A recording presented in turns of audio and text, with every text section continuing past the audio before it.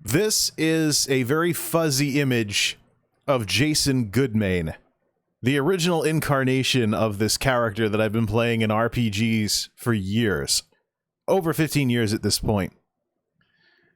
So, he was a cleric in Neverwinter Nights, and I took a few levels of fighter, so he wouldn't be stuck using maces all the time. He could wear heavy armor, use swords, and stuff like that. He'd also be able to equip bastard swords, which was the most powerful one-handed weapon in the game. Sure, I was trying to make a jack-of-all-trades character, sort of, but not quite like paladins in Neverwinter Nights, by using clerics the way that they were presented, which was a little on the overpowered side. But being a goody two-shoe that could help people with all kinds of heals and fighting and stuff along those lines has been a template that my character, including all the way over into ESO, has stuck with ever since. And it's time for that to change. So Jason Goodmain is an old Neverwinter Nights name. It's a Jason character with a Neverwinter Nights surname.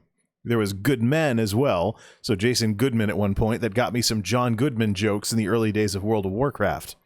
However, there's an element of narcissism to naming an RPG character after yourself. And it's the sort of thing that I did many years ago.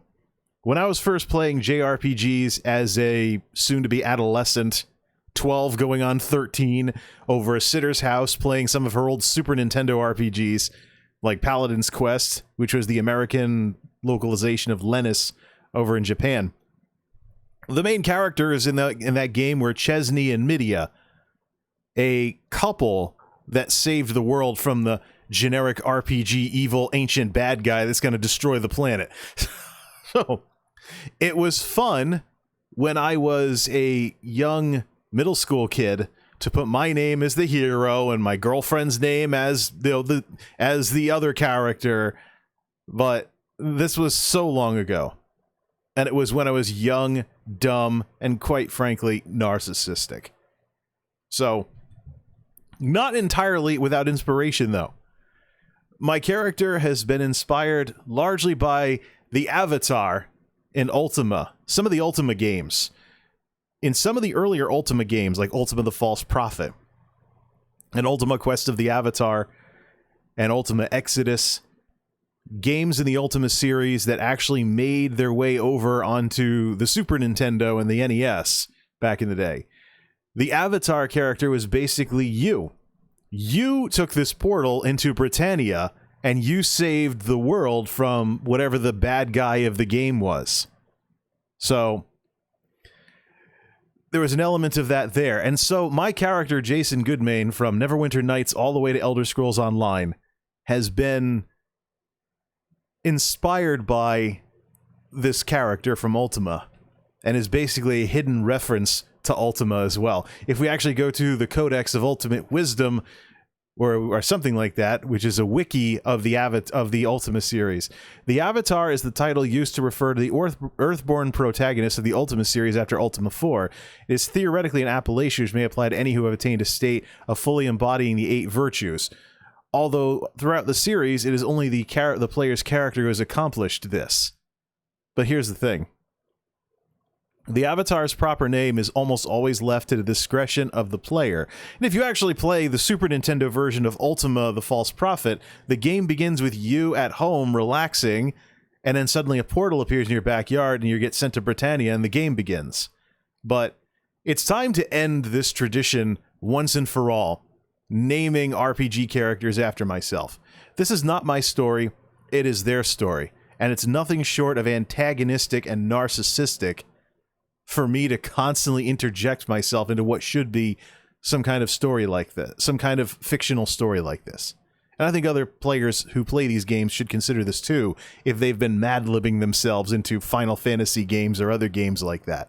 It's just the sort of thing where you get older, you get wiser, you get more mature, and you start realizing, you know, this thing I chuckled about when I was 12 and 13 or whatever, playing Super Nintendo games over a sitter's house, it was stupid.